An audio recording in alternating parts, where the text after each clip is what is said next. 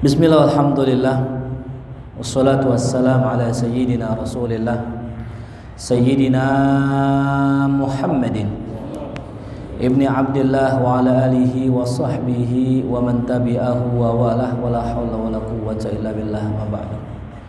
Hadratul mukarramun, para alim wal ulama, para asatidah, para habaib, para tokoh masyarakat, Bapak RT, RW, ibu-ibu sekalian yang saya hormati, khususnya guru kita Syekh Mahdi yang telah hadir di tengah-tengah kita.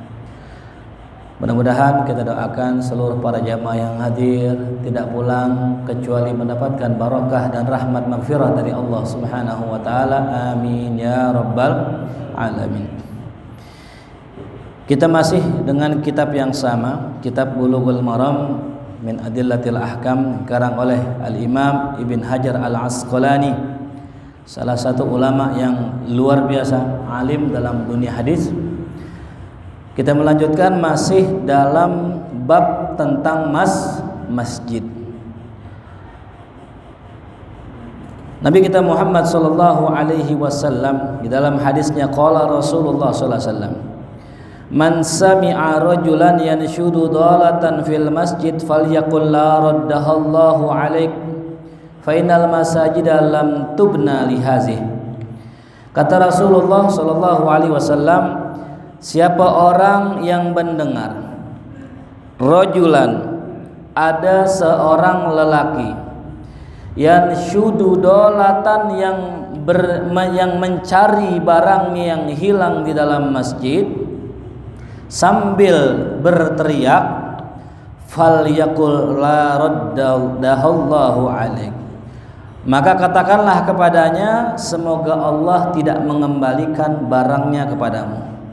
Fa innal masajida lam tubna li hadhihi, karena sesungguhnya masjid-masjid itu tidak dibangun untuk hal semacam ini.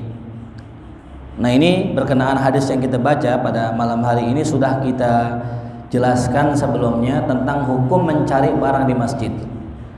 Bahwasanya kalau ada orang nyari barang di masjid sampai berteriak, mengangkat suara, ya, itu kita disunahkan mendoakan agar barangnya nggak ketemu. Akan tetapi ada ulama mengatakan boleh saja kita mencari barang di masjid tapi dengan tidak teriak, tapi cukup dengan meletakkan tulisan, ya. Jadi bukan nggak boleh nyari barang hilang di masjid, punya handphone satu-satunya buat narik, buat gojek, buat Maxim, hilang di masjid, boleh nggak nyari? Boleh, cuma dengan syarat jangan teriak-teriak. Yang diperbolehkan mengeraskan suara di dalam masjid, satu, yang pertama baca zikir. Silahkan mau kencang, la ilaha illallah, la ilaha illallah, la ilaha illallah, silahkan zikrullah, rumah Allah. Yang kedua, baca qasidah, sebagaimana kita maklum kemarin, ya, baca qasidah salatullah, salamullah, atau yang semacamnya, ya. Lalu yang ketiga yang diperbolehkan mengeraskan suara, ya, adalah khutbah dan taklim, ya. Bahkan kalau di Mesir kita melihat nggak semuanya khotib itu suaranya tinggi, ya. Kan dalam hadis Nabi kita Muhammad SAW kalau khutbah, hadirin, itu matanya merah, suaranya kencang, tinggi, menyala-nyala, seakan-akan Rasulullah sedang mempersiapkan pasukan perang. Ini kalau orang salah tangkap, ya, dia pasti salah ngamalin, hadirin, ya. Di Mesir itu yang saya tahu itu nggak semua syekh, nggak semua ulama kalau khutbah ngegas, hadirin, nggak semuanya kenceng. Bahkan ada yang khutbah kayak ngajar. Ditanya, "Syekh, kok antum khutbah nggak kayak Rasulullah?" Rasul kalau khutbah kenceng, menyala-nyala. Kata ini syekh, kalau di zaman Nabi nggak ada speaker, ya, di zaman Nabi nggak ada speaker. Kalau orang khutbah pelan, kedengeran nggak ke belakang? Enggak. Tapi kalau zaman sekarang ada nggak speaker? Ada, nggak perlu kenceng, sudah sampai terdengar yang dimaksud oleh khotib, selesai. Itulah jangan pahami hadis secara tekstual, ya. Jadi Mau kencang silahkan, mau pelan silahkan, yang penting isi khutbahnya sampai. Makanya ulama-ulama dulu ya, mereka mewajibkan khutbah Jumat berbahasa Arab dengan tujuan satu, yang pertama menjaga orisinalitas khutbah Rasulullah. Jadi di zaman Nabi pakai bahasa Arab, di zaman sahabat pakai bahasa Arab, zaman tabi'in pakai bahasa Arab, Bani Umayyah pakai bahasa Arab, Bani Abbasiyah pakai bahasa Arab, Turki Utsmani pakai bahasa Arab, sampai sekarang pun pakai bahasa Arab. Apa hikmahnya? Agar orang Islam belajar bahasa Arab. Jangan ngeluh, Ustadz saya nggak paham isi khutbahnya apa? Belajar bahasa Arab. Betul kan? Sampai datang di mana khotibnya juga nggak bisa bahasa Arab, akhirnya khutbah Arabnya baca, hadirin. Betul gak? Maka ulama kita berpikir nih, kalau begitu orang nggak paham isi khutbah, padahal momentum khutbah Jumat digunakan untuk memberikan ilmu buat mereka yang nggak pernah ke majelis taklim. Maka sebagian ulama membolehkan khutbah dengan bahasa Indonesia. Tapi jangan semua, rukun-rukunnya enggak, tetap bahasa Arab, tapi hanya isinya saja yang berbahasa Arab. Agar apa? Agar tujuan khutbahnya sampai. Itu wasiat takwa kepada Allah Subhanahu wa taala. Ya. Jadi enggak sembarangan orang ya tahu-tahu pakai bahasa Indonesia tuh. Bahkan ada yang lebih mantap lagi saya dapatkan di puncak gitu. Ya mungkin daerah-daerah Sunda itu. Itu khutbah itu ya. Datang kita nih zuhur, belum langsung sholat Jumat, belum ceramah dulu pakai bahasa kadi itu ya. Sadayana, saya nggak paham kan, saya orang Betawi ya. Paham sadayana doang udah tuh. Selesai ceramah pakai bahasa Sunda, langsung sholat Jumat, langsung khutbah pakai bahasa Arab sebentar, langsung sholat ya. Macam-macam ya, yang jelas intinya jangan fahami hadis Rasulullah dengan tekstual. Sama nih, bukan Rasul melarang orang cari barang di masjid. Yang dilarang mengganggu orang lain ibadah ya. Maka dikatakan tadi dalam ya kitab ya, kalau seandainya ya hal tersebut ditulis maka tidaklah mengapa itu ya. Lalu kemudian hadis yang lain, idza raaitum man yabi'u aw yabta'u fil masjid, kalau seandainya kalian lihat ada orang yang berjualan di masjid ya, maka katakanlah kepadanya la arbahallah tijarak, semoga Allah tidak untungkan perdaganganmu. Nah, ini ya. Rawahu Nasa'i wa Tirmidzi wa hassanahu, hadis riwayat Imam Nasa'i, Tirmidzi dan dihasankan oleh beliau ya. Sudah kita bahas juga tentang masalah ini ya. Intinya kalau kita pengen transaksi jangan di mana? Di dalam masjid, di luar masjid boleh. Ya. Sebagaimana kemarin saya bilang ya, beli kitab bayarnya di masjid, namanya juga sama, transaksi di dalam masjid. Ya. Wa an Aisyah radhiyallahu anha qalat, nah ini yang kita bahas malam-malam hari ini, dan diriwayatkan dari Sayyidah Aisyah radhiyallahu anha qalat, yang mengatakan usiba Sa'dun yaumal Khandaq. Sahabat Rasulullah yang bernama Sa'ad itu terkena ya serangan di hari perang Khandaq ya. Jadi pada tahun 4 Hijriah hadirin, setelah perang Badar Kubro, setelah perang Uhud, nah dilanjutkan dengan apa? Perang Khandaq.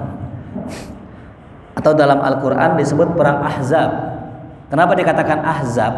Golongan-golongan, kelompok-kelompok, karena di situ bukan hanya orang Quraisy yang pengen melawan orang Muslim di Madinah, tapi juga ada sekutunya. Siapa itu? Yang pertama orang Quraisy, musyrik Quraisy. Yang kedua Bani Ghatafan. Yang ketiga orang Yahudi. Jadi orang Yahudi dan orang musyrik bersekongkol untuk mengalahkan Rasulullah. Sebegitu dendamnya mereka dengan kekalahan di perang Badar, mati Abu Jahal, mati orang-orang musyrikin lainnya, mereka nggak terima. Bahkan ada salah seorang yang nggak mau pulang ke Mekah sebelum aneh membalaskan dendam aneh kepada Muhammad, Nabi kita Muhammad Sallallahu Alaihi Wasallam. Lantas dikumpulin hadirin, perang Badar 1000 lawan 313. Jumlah kaum muslimin dikit, ya, nggak ada setengahnya.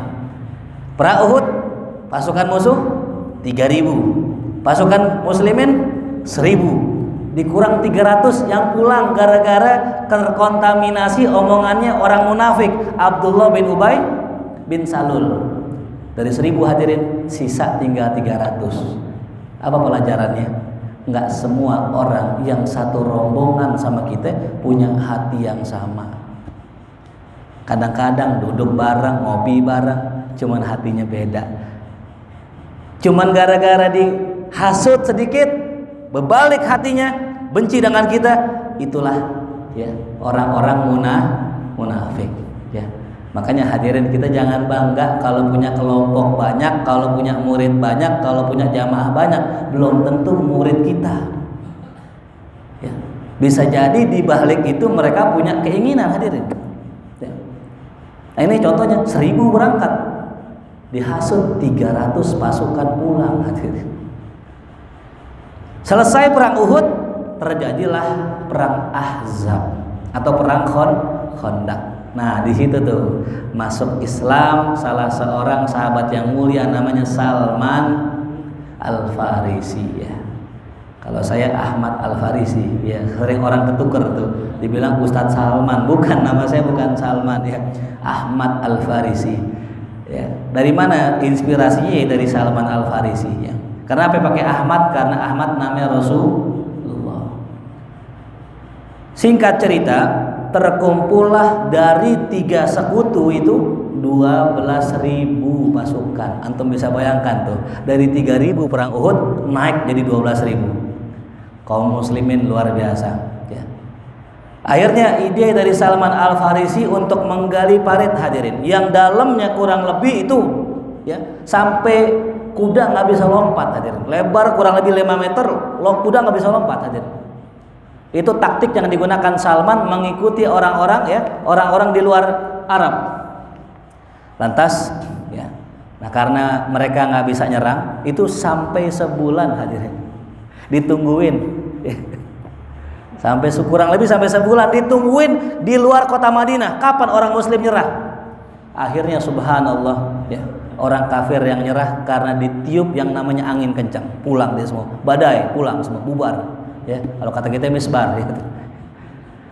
Akhirnya tuh ada salah seorang sahabat namanya Sa'ad. Nah ini dia, ini Sa'ad terkena ya, panah. Fadaraba alaihi Rasulullah sallallahu alaihi wasallam khaymatan fil masjid.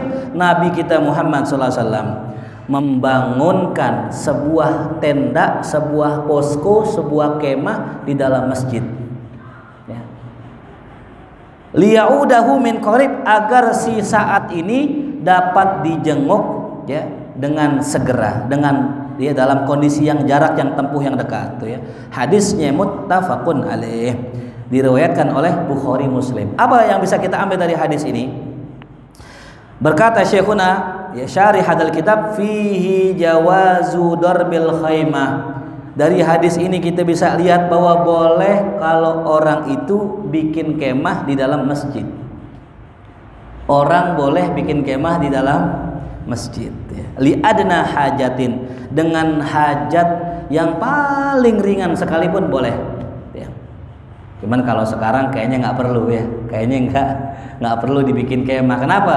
Ya udah ketutup seperti ini. Paling kalau mungkin nih kita mau bikin posko kali ya. Boleh nggak masjid jadi posko? Boleh. Nah kayak gini nih ya. Kita buat sholat, di pojok ada semacam tirai. Nah itu buat posko, silahkan, boleh aja. Termasuk tadi posko orang sakit. Pertanyaannya, orang kena panah berdarah nggak? Najis bukan darah? Najis kan? Boleh nggak dibawa ke masjid? Nah itu pertanyaannya. Rasul boleh. Ya. Ketika si Sa'ad terkena panah berdarah-darah, ya, dibawa ke masjid. Ya. Dalil bahwasanya apa? Orang berdarah-darah boleh dibawa ke masjid. Cuman ulama menjelaskan syarat orang kena panah atau orang berdarah dibawa ke masjid dengan syarat tidak mengotori masjid. Jadi darahnya tersebut sudah dibersihkan terlebih dahulu, walaupun dalam kondisi berlumuran darah, badannya kena darah, bajunya kena darah, nggak masalah asal jangan ngotorin lantai masjid. Tuh, ya, makanya kalau korban tuh ya, kalau bisa jangan di mana? Di masjid ya. Jangan di masjid, tapi di luar masjid. Nggak ada juga orang korban di masjid ya. Tapi kadang-kadang korban di luar, dagingnya dibawa kemana? Itu nggak boleh, hadirin. Ya. Sekarang adakah uzur ya ketika membawa saat ke dalam masjid? Ada. Rasul sebutkan liyaudahu, agar mudah dijenguk ya. Jadi kalau seandainya misalnya ada tempat posko jauh dari ya tempat orang tersebut, ya udah di yang dekat aja dulu gitu ya. Itu yang pertama, boleh ya orang tersebut bikin kemah dalam masjid ya, dengan syarat tadi tidak ngotorin masjid ya. Nah, inilah yang dipakai sama sebagian teman-teman kita dari jamaah tabligh, hadirin ya. Teman-teman kita di jamaah tabligh pakai ini ya. Ada yang bikin kalau nginep di masjid dipakai apa tuh? Di bawah tenda, hadirin ya. Ada tenda kecil, di bawah kasur, di bawah tenda, di bawah selimut. Cuman bukan di sini, di atas mungkin ya. Kenapa? Kalau nggak pakai begitu, nyamuk banyak. Ditanya, Pak, kok ente itikaf bawa selimut, bawa tenda sekarang gitu? Dalilnya Rasul pernah bikin tenda di dalam Masjid Nabawi, ini dalilnya ini itu.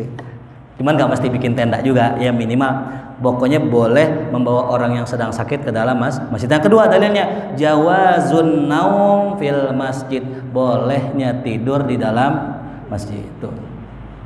Saat yang tadi terluka dibawa ke masjid, tiduran nggak? Tidur nggak dia? Tidur, orang sakit. Jadi boleh nggak tidur di masjid? Boleh. Cuman masjid bukan tempat tidur. Ya, bedakan. Tidur di masjid, ameh masjid tempat tidur. Bedain tuh ya. Ada orang, pokoknya gue jatahnya di sono belah pojok, jangan diapa-apain. Istiqomah di sono tidur ya, jangan. Ya. Tapi kalau kita mungkin lagi wirid, terus ketiduran, tidur di masjid boleh nggak? Boleh, dengan syarat tidak mengotori masjid ya. Kali mungkin ada orang punya kebiasaan ya ngompol misalnya, terus dia tidur di masjid terus tahu ngompol, auzubillahi min dzalik, tahu itu namanya bikin najis masjid, itu nggak boleh ya.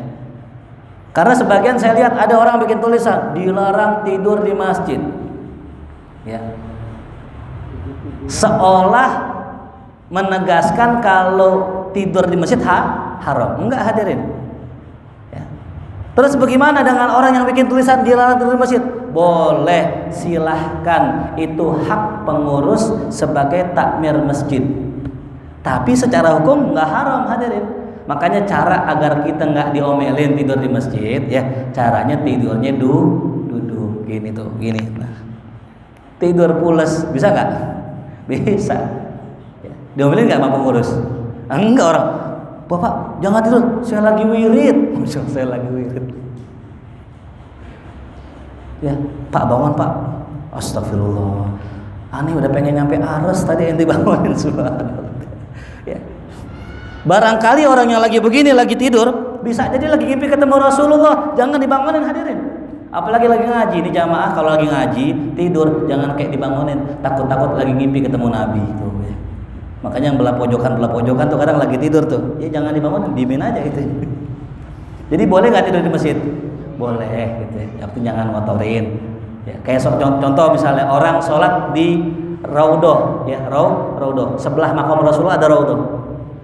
Itu kita kalau sholat nih Allahu Akbar, selesai salam diusir sama askar, ya haji kelas udah selesai. Maka caranya biar nggak diusir gimana? Sholat selesai salam, hanya salam aja, assalamualaikum warahmatullah, jangan nengok, langsung bangun takbir lagi, dipikir rakaat ketiga. Rapi 3 selesai, keempat jangan nengok lagi, assalamualaikum warahmatullah, langsung diri rakaat kelima. Kata askar, nih orang sholatnya khusyuk juga nih gitu. Padahal kita cuma memanfaatkan sholat di Raudhoh. Caranya begitu, hadirin ya. Jadi ada celah-celahnya gitu ya. Nah, inilah pernah juga dilakukan oleh Imam Ahmad bin Hambal. Suatu hari Imam Ahmad bin Hambal tergerak hatinya buat safar ya. Kalimat safar itu ya maknanya pergi jauh dengan jarak 83 km paling sedikitnya. Diterjemahkan ke dalam bahasa Inggris jadi sofar, ya. Sofar. Far apa far? Jauh, ya. Sofar sangat jauh gitu ya. Imam Ahmad suatu hari nih, hadirin, terbetik pengen safar. Ngape aneh kok pengen safar, pengen keluar. Di tengah safarnya, hatinya terdorong untuk masuk ke dalam masjid. Karena udah malam, disuruh istirahat. Pokoknya dia pengen tidur dulu. Sampai ke dalam masjid, tidur di masjid, hadirin. Nah, ini Imam Ahmad yang hafal 1 juta hadis sanad dan matannya, tidur di masjid. Boleh nggak jadi tidur di masjid? Boleh, Imam Ahmad aja tidur di masjid. Tapi yang unik, setelah tidur di masjid diusir rame pengurus. Pulang. Aneh mau kunci masjidnya gitu. Akhirnya diusir. Ketemulah ada orang tua lagi jalan, ngelihat Imam Ahmad diusir, dia nggak kenal siapa orang ini. Dia nggak kenal Imam Ahmad karena dulu orang tahu nama tapi nggak tahu muka. Kalau zaman sekarang udah ada TV, udah ada YouTube. Pak sini Pak. Diajaklah tuh Imam Ahmad ke rumahnya dan dia nggak tahu siapa ini Imam Ahmad. Ya, dia nggak tahu ini Imam Ahmad. Sampai di rumahnya diajak makan, dijamu. Tuh. Yang unik si bapak ini yang ngajak ini ternyata tukang roti. Lagi ngapain aja, lagi ngadon roti, lagi masak roti, lagi ngangkat barang, pokoknya dikit-dikit astagfirullahaladzim. Imam Ahmad tertegun, ini orang kok dikit-dikit astagfirullah. Apa rahasia? Ditanya, Pak, saya mau tanya Bapak, kok dari tadi saya perhatiin dikit-dikit istighfar mulu. Emang Bapak kenapa istighfar mulu? Oh begini Pak, masih belum tahu nih. Saya ini dengan barokah istighfar saya mendapatkan apa yang saya inginkan. Semua hajat saya dikabulkan Allah. Cuma satu yang belum sampai sekarang. Apa itu Pak? Ya, saya ingin bertemu Imam Ahmad bin Hanbal.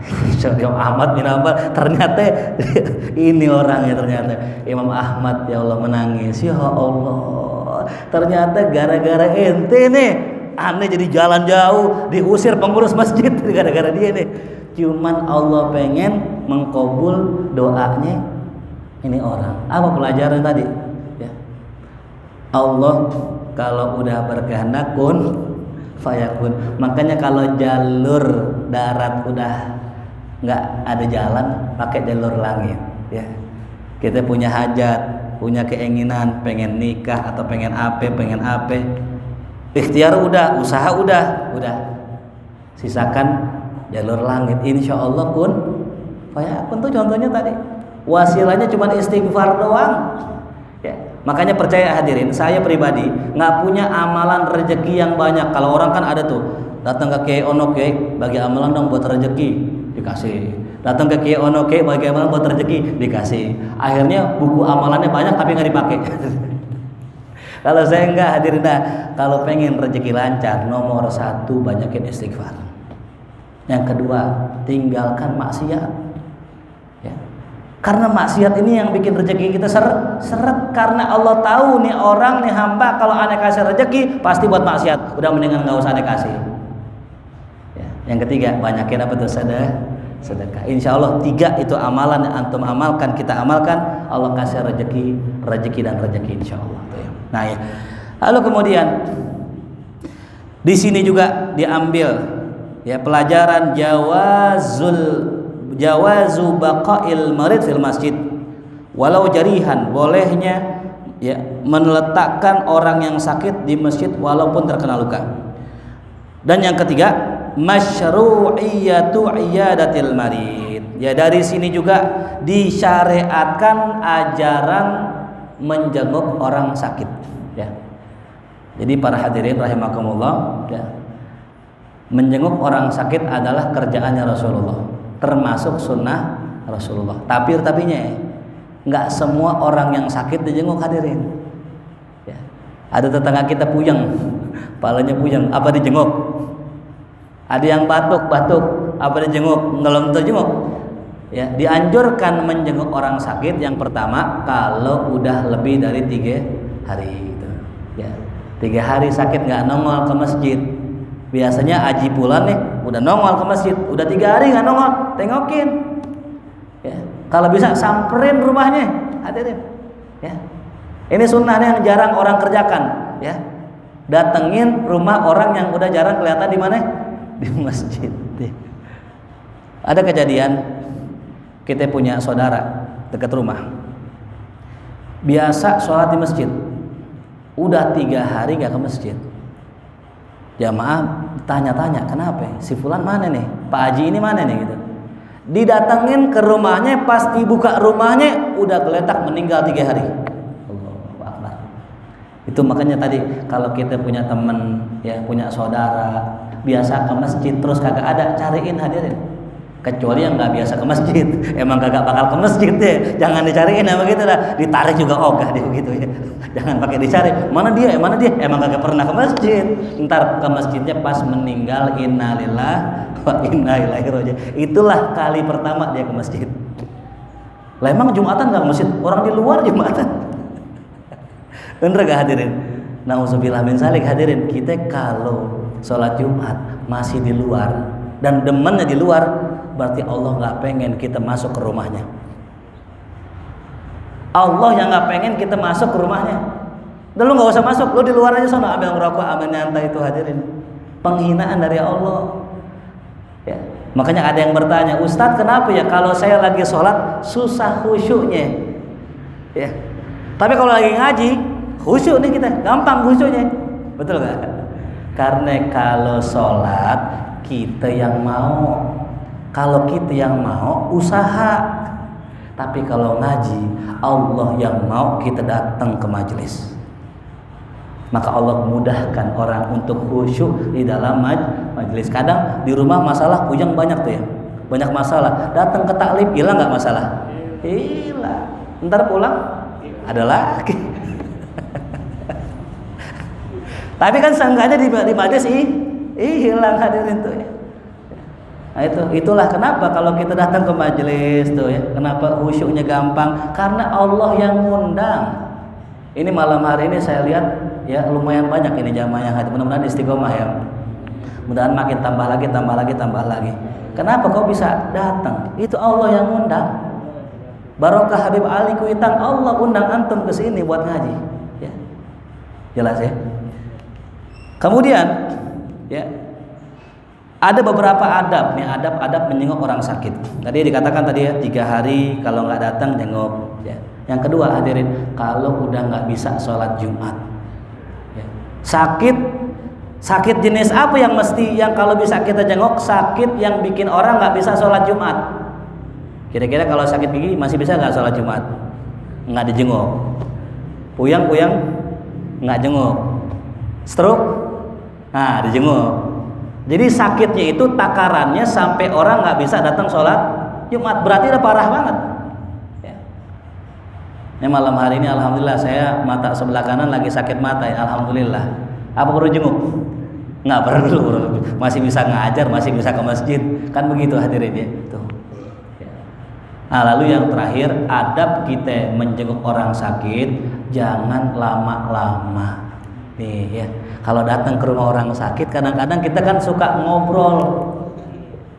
Ini nggak adab hadirin. Datang ke rumah orang sakit jangan lama-lama. Datang, assalamualaikum warahmatullahi. Ya kita baca surat Al-Fatihah.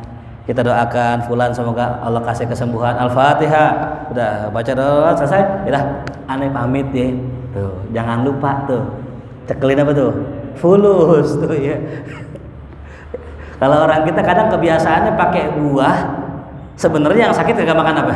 Buah. Itu mah ngasih yang jagain. Jadi kalau bisa kasih apa? Yang dibutuhkan apa? Duit. Kasih duit. Buat berobat, buat apa kan gitu. Adabnya tuh ya. Kadang-kadang yang ngasih buah dia yang makan. Yang sehat yang makan tuh. Yang ngasih yang makan. Namanya borok sikutan hadirin tuh. Ya. Ada lagi yang, kita baca surat Yasin, kepanjangan surat Yasin ya. Al-Fatihah udah cukup. Dikatakan dalam hadis, surat Fatihah itu syifa, obat. Ya. Al-Fatihah itu apa? Syifa. Dalam artian dawa, itu ya, obat. Tuh. Bahkan kalau para aulia sekelas Imam Nawawi disebutkan oleh muridnya, bahwasanya Imam Nawawi itu kalau ketika jenguk orang diajak ngobrol, yang sakit sembuh. Yang sakit sembuh. Pelajarannya, kalau ada orang sakit, ajak ngobrol. Apa yang diajak ngobrol? Rasulullah ngajarin kita tuh. Kalau orang sakit bilang, tohur insya Allah. Itu sebenarnya bukan doa. Itu kalimat positif yang dibaca sehingga yang sakit jadi seger, jadi termotivasi. Ya, iya, sugesti. Coba kalau seandainya kita nih jengukin teman kita sakitnya lumayan parah, kita bilang ini, wah yang begini mah teman tetangga saya mati kemarin begini. Yang begitu tuh makin drop lagi. Ditanya sakit apa? Ini nih palaannya kayaknya pusing terus. Wah, hati-hati tuh. Tetanggaannya kemarin lewat gitu. Nah, itu udah nggak beres tuh ya. Tapi lihat bagaimana Rasul ketika ada orang sakit dipegang jidatnya, wah panas. Baik insya Allah tuh, baik insya Allah. Besoknya baik. Makanya jangan kita ya bikin drop tuh orang sakit tuh. Apalagi nagih utang. Datang ke rumah orang sakit, ente punya utang mana? Berapa bang? 20 juta. Astagfirullah. Makin pikiran makin sakit. Maka kalau orang pengen sembuh nih, rahasianya kenapa disunnahkan menjenguk orang sakit? Karena kalau orang sakit tuh sebenarnya yang sakit bukan hanya fisiknya tapi mentalnya. Jadi ketika kita menjenguk orang yang sakit, kita sedang mensupport mereka biar sembuh. Ketika dorongan support untuk sembuh kuat, Allah kasih kesembuhan. Tuh, ya. Makanya dikatakan dalam sebuah maqalah, ya, as-sakinah nisfud dawa. Ketenangan hati merupakan setengah obat. Hati yang tenang merupakan setengah obat. Artinya apa? Kita nggak perlu obat kalau hati udah tenang. Kalau hati nggak tenang hadirin, jangankan sakit, sehat aja jadi sakit. Lagi seger banget, lagi sehat banget, habis main bulu tangkis keringetan, bininya WA, bang motor hilang gitu, mana baru lagi, lemes langsung, lemes, tahu-tahu drop, ya, gula darahnya turun, tahu-tahu masuk rumah sakit, padahal habis olahraga. Tuh pentingnya menjaga hati, ya.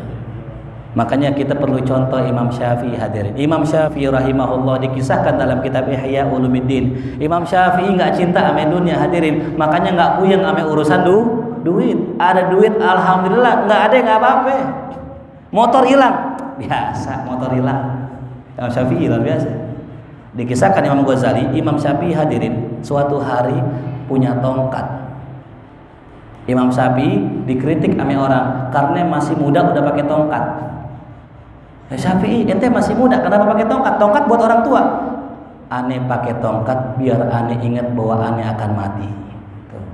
Jadi boleh anak muda pakai tongkat silahkan, nggak apa-apa, sunnah Nabi. Nah ketika itu Imam Syafi'i pakai tongkat, tongkatnya jatuh hadirin. Ada orang nggak dikenal mungut. Ya Syekh ini dikasih duit 50 dinar seukuran 200 juta. Allah cuman ngangkatin tongkat. Dikasih 200 juta. Itu orang untung bener itu. Cuman modal ngangkatin tongkat dikasih 200 juta. Saya mau tanya, YouTuber mana yang kalau ngasih soal di jalanan tuh kan ada tuh YouTuber gitu ya, yang ngasih 200 juta ada nggak? Paling ngasih 1 juta, paling ngasih cepet, satu pertanyaan cepet kan gitu kan. Ini enggak, 200 juta hadirin. Allah. Imam Syafi'i mandi di pemandian umum. Keluar dari pemandian itu yang jagain ya pemandiannya dikasih duit Imam Syafi'i yang banyak, nih buat ente semua, ambil. Masya Allah. Imam Syafi'i ya. Bawa kerja ke Yaman, nyari duit banyak, pulang pengen ke kota Mekah, nginep di pinggir kota Mekah, orang-orang berhubungin datang, ya Imam Syafi'i dikasih duit. Nah, sampai habis baru jalan. Allahu Akbar. Yang begini nih yang luar biasa tuh ya. Yang begini nggak bakal puyeng masalah dunia, hadir nggak bakal pusing, ya. Karena apa? Karena tadi jiwanya sudah menjadi orang-orang yang dermawan, udah zuhud di dunia. Ya. Tuh. Nah ini ya, jadi demikian. Nah ini juga tadi dia katakan ya bahwasanya disunnahkan menjenguk orang sakit dan Rasulullah SAW pun mengerjakan itu. Bahkan sahabat-sahabat Rasul hadirin itu kalau sakit datangnya ke Nabi. Ya. Nabi dokter bukan? Bukan. Nabi, ya Nabi, Rasul penyampai syariat wahyu dari Allah. Tapi subhanallah, ya. Ada salah seorang sahabat ketika perang hadirin. Tiba-tiba tangannya ketebas sama musuh, ya. Tangannya ngampleh hadirin. Tangannya apa? Ngampleh. Karena ribet, udah ngampleh, udah kadong ngampleh, diinjak, ditarik, putus sama dia. Ya, nggak Allah alam bagaimana nih sahabat, luar biasa dia. Selesai rapi, dibawa tangannya, pulang habis perang dibawa tangannya. Datangnya Rasulullah, ini saya kemarin ketika perang tangan saya putus, tolong ya Rasulullah sembuhkan tangan saya. Rasul subhanallah bukan dokter, utusan Allah, ditempel tuh tangannya ke tangan pergelangan tangan, diludahin, diusap, nyambung lagi, subhanallah tuh ya. Sallallahu alaihi Muhammad. Ada salah seorang sahabat Nabi lagi perang, matanya kecongkel pedang, copot matanya hadirin, diambil matanya, diamankan. Selesai perang datang ke Rasulullah, ya Rasulullah, ini saya punya mata copot ya Rasulullah. Oh sini, dipegang sama Rasulullah, dimasukin ke matanya lagi, diusap, bismillah, itu matanya nyambung lagi ya Rasul. Matanya nyambung. Bahkan kata dia nih, saya ketika tua, saya lihat mata yang dipegang sama Rasulullah lebih jelas dari yang nggak diobatin Rasulullah. Masya Allah. Ya. Artinya Rasul juga sebagai obat juga. Ya. Makanya nggak heran kalau kita baca qasidah, ya nafsula tagnati min dallatin azumat innal kabaira fil ghufrani kallamami ya akramal khalqi maliman aludhu bihi siwaka inda hululil hadithil lamimi. Wahai sebaik-baik makhluk, kepada siapakah kami mengadukan urusan kami kecuali kepadamu. Ini yang dianggap syirik sama teman-teman kita, saudara kita dari kalangan majlis lain. Wah syirik tuh. Akhi, Rasulullah itu sahabat datang dalam perkara apaan aja, bukan urusan wahyu doang. Ya. Sahabat datang sampai Rasul, nanya hukum pasti, nanya masalah pasti. Ini sampai sahabat datang ke Rasul minta duit hadirin, nggak punya duit. Ya Rasul, saya belum makan. Ada nggak engkau duit? Dikasih sama Rasulullah. Besok datang lagi, dikasih sama Rasulullah. Besok datang lagi, dikasih yang begitu. Ada hadirin. Makanya kita beratnya begitu hadirin. Kalau kayak semacam Habib Ali Kuitang, semacam para guru-guru ulama, ya itu mereka wali min auliyaillah. Yang diurusin bukan ngajar doang hadirin. Itu semuanya ya, jiwanya, raganya, hartanya buat umat. Makanya nggak heran masih sampai sekarang masih dikunjungi, masih diziarahi karena ya, begitu luar biasa. Kayak Imam Syafi'i tadi. Ya. Makanya kalau orang hanya membaca sisi kealiman Imam Syafi'i, ya nggak sempurna. Baca juga tentang kezuhudan beliau, luar biasa. Ya. Nah ini, wa anha ra'aitu Rasulullah sallallahu alaihi wasallam yasturuni wa ana andur ilal Habasyah. Suatu hari kata Sayyidah Aisyah, aku ya melihat Rasulullah menghalang-halangiku, sedangkan aku menyaksikan ada beberapa kelompok orang-orang Habasyah, orang Ethiopia, yal'abuna fil masjid, sedang main di masjid. Nah ini hukum main di dalam masjid hadirin. Ya. Boleh nggak sih main di masjid? Nah ini hukumnya. Sayyidah Aisyah suatu hari lagi di masjid, kan memang rumahnya Rasulullah dempet dengan masjid. Ternyata di situ ada orang-orang Habasyah. Kalau orang kita sekarang Habasyah itu Ethiopia, orang-orang berkulit hitam. Lagi joget-joget. Kalau antum mau searching aja. Tarian orang-orang sana itu pakai pedang hadirin begini. Pakai pedang. Tradisi mereka ada tuh. Sayyidah Aisyah ngeliatin dah tuh. Rasul datang, tiba-tiba ngalangin Sayyidah Aisyah, menghalangi. Ya. Ada yang mengatakan ketika dihalangi kan beliau di belakang. Sayyidah Aisyah meletakkan pundaknya meletakkan dagunya di pundak Rasulullah tuh ya. Jadi cakep banget ya, masya Allah tuh ya. Seromantis gak tuh? romantis. Kalau kita kan bini kita taruh sini palanya, bawa matahari teh. Bawa matahari. Enggak romantis ngelihat orang main. Kemudian ditanya ya sama Sayyidina Umar. Sayyidina Umar termasuk orang yang kekeh ya. Ini apa-apaan nih? Joget-joget di masjid, begitu kata Sayyidina Umar ya. Kata Rasul, "Dahu, biarin Umar, biarin. Ini hari raya." Ini apa? Hari raya. Tuh. Apa yang bisa kita ambil daripada hadis ini? Yang pertama, boleh ya seseorang ya, melakukan aktivitas selain sholat, zikir, ngaji di masjid. Tapi ada tapinya yang berkaitan dengan urusan umat Islam. Mereka kata ulama hadis, mereka itu yang begitu-gitu sedang, kalau bahasa katanya, latihan perang. Saya mau tanya, kalau perang manfaatnya buat siapa ya? Orang Islam. Boleh nggak di masjid latihannya? Boleh. Nah, kita kias tuh. Jadi kalau ada masjid, tempat di masjid, aula ke apa ke atas ke, dibuat latihan silat, boleh nggak? Boleh. Asal tadi tujuannya untuk apa? Kemaslahatan umat Islam. Ustadz nggak ada lapangan di mari, mau latihan beksi, mau latihan silat nggak bisa. Nah, ada atas kosong tuh, boleh nggak? Boleh. Tapi dengan syarat ya, kalau bisa jangan mengganggu orang ibadah kalau bisa. Ya jadi kan kalau orang sholat kan, gitu kan ya, gitu. Nah ini nggak usah pakai suara dah. Ya. Yang penting gerakannya aja ini. Kalau orang pukul begini, nangkisnya begini. Kalau orang begini, begini dan sebagainya. Itu boleh-boleh aja di masjid. Ya. Yang kedua, ada yang mengatakan, ya ini dibolehkan. Kenapa? Karena yang joget-joget itu orang-orang berkulit hitam. Maaf ya, orang-orang strata bawah, para budak gitu.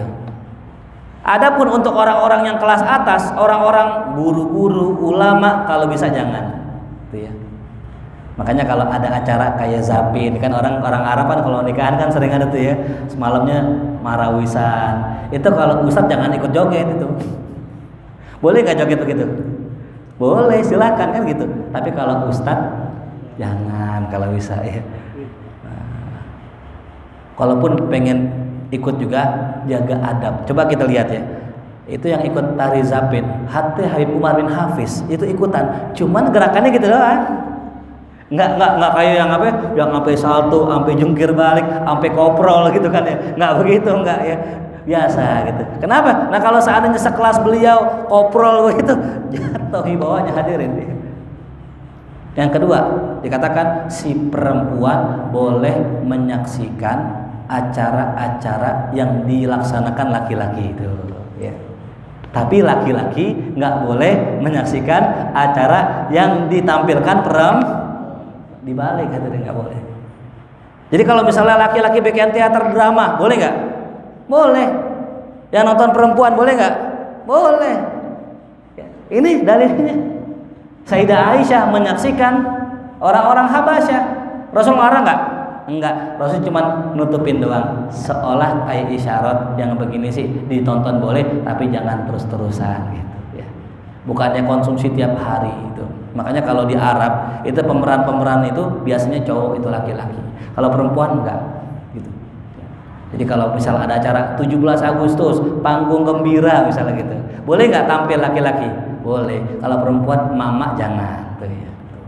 Jelas paham ya? Jadi boleh-boleh aja, nggak apa-apa. Nonton bola boleh nggak nonton bola? Boleh. Ya. Asal sholat, asal sholat ya. Jangan sampai nonton bola, sholatnya lewat tuh. Ya. Udah mana yang ditonton orang Argentina, nggak bisa ngasih syafaat lagi. Kalau bantuin kiai, bantuin habaib, mungkin sampai sholatnya ntar-ntaran dulu masih mending dah gitu ya. Ini bantu nontonnya orang kafir yang kagak sholat tinggalin sholat, nauzubillah min dzalik. Jadi nggak masalah nonton sesuatu yang mubah, dalilnya ini tuh ya. Tapi dengan syarat idza lam yakun li syahwatin, kalau kagak ada syahwat. Ya. Perempuan boleh lihat laki-laki dengan syarat kagak ada syahwat, nggak ada nafsu. Sama laki-laki juga boleh perempuan dengan syarat tidak ada syahwat dan ada uzur. Ya, kalau nggak ada uzur nggak boleh. Ya. Bahkan dikatakan ya, ada yang mengatakan Dalam pendapat yang lain Ibnu Tin an Abil Hasan Al-Lakhmi anallah bil haram fil masjid mansukh bil Quran wa sunnah. Nah, kalau tadi yang mengatakan boleh segelintir ulama, ya jumhur ulama ada segelintir ulama mengatakan bahwa main di masjid, ya tadi perang-perangan di masjid, latihan perang di masjid udah dinasakh hukumnya dengan Al-Quran dan sunnah, gitu ya. Sehingga nggak bisa lagi jadi dalil, tuh ya. Walaupun hadisnya muttafaqun alaih. Gitu ya. Adapun hadis yang melarang orang-orang main-main di masjid, dalam hadis mengatakan jannibu masajidakum, jauhkanlah masjid kalian dari anak-anak dan orang gila. Ya, dua yang mesti kita jaga dari masjid, anak kecil jangan sampai kencing, ngompol ya, dan juga apa tadi? Orang-orang gila gitu ya. Khawatir mau ngotori masjid itu ya. Tapi dikatakan hadis ini ya dhaif. Hadisnya apa? Dhaif. Ya, jadi anjuran aja gitu. Makanya nggak ada yang larang orang ke masjid, silakan aja. Anak kecil ke masjid selama anak kecil diapain? Dijaga. Gitu ya. Fal hadis yadullu ala jawazil labi fil masjid, dan hadis yang tidak kita baca menunjukkan bolehnya permainan atau latihan perang di dalam masjid idza kana fihi maslahah. Kalau ada maslahatnya. Contohnya orang bikin lomba, ini kan Muharram nih, Muharram ya. Boleh nggak sih Ustadz bikin lomba di masjid Muharram cerdas cermat? Boleh nggak? Kan zikir bukan, ngaji bukan, kan begitu? Jawabannya boleh. Kenapa boleh? Ada nggak cerdas cermat maslahatnya buat orang Islam? Ada, mencerdaskan umat Islam. Dengan dikasih soal, anak-anak jadi makin tahu tentang sejarah, makin tahu tentang Islam, maka boleh bikin lomba di dalam masjid. Lomba azan boleh, cerdas cermat boleh, ya.